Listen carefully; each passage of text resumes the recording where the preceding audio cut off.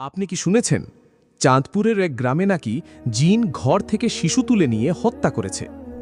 ঘটনাটি ছড়িয়ে পড়তেই পুরো এলাকায় আতঙ্ক, তোলপাড়।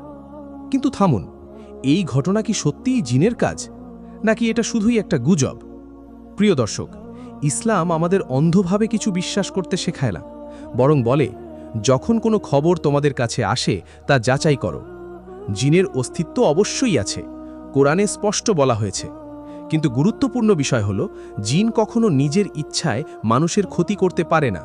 আল্লাহর অনুমতি ছাড়া কিছুই সম্ভব নয়। আর সবচেয়ে বড় কথা, কোথাও কোনো সহি হাদিস বা নির্ভরযোগ্য প্রমাণ নেই যে জিন এসে এভাবে শিশু তুলে নিয়ে হত্যা করে। তাহলে প্রশ্ন হচ্ছে, এই ধরনের ঘটনা ছড়ায় কেন? প্রথম কারণ, গুজব। একজন বলল, আরেকজন বাড়িয়ে বলল, শেষে সেটা ভয়ঙ্কর জিনের গল্প হয়ে গেল। দ্বিতীয় কারণ, বাস্তব অপরাধ লুকানো। অনেক সময় কোনো অপরাধী নিজের দোষ ঢাকতে জিনের গল্প ছড়িয়ে দেয়। তৃতীয় কারণ, অজ্ঞানতা ও ভয়। মানুষ যখন কিছু বুঝতে পারে না, তখন সহজেই অদৃশ্য কিছুকে দায়ী করে। একটু ভাবুন, যদি সত্যিই জিন এভাবে মানুষ হত্যা করত, তাহলে পৃথিবীতে প্রতিদিন হাজার হাজার এমন ঘটনা ঘটত।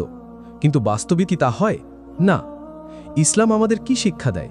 সত্য যাচাই করো, গুজব ছড়িও না, বাচ্চাদের নিরাপত্তা নিশ্চিত করো, আল্লাহর উপর ভরসা রাখো। রাসূল সাল্লাল্লাহু আলাইহি ওয়াসাল্লাম বলেছেন, মিথ্যা খবর ছড়ানো বড় গুনাহ। তাই প্রিয় ভাই ও বোনেরা, চাঁদপুরের এই ঘটনা জিনের কাজ বলে ছড়ানো একটি ভিত্তিহীন গুজব। আমাদের উচিত ভয় না ছড়িয়ে সত্য জানানো, কারণ ইসলাম ভয়ের ধর্ম নয়, এটি সত্য ও সচেতনতার ধর্ম।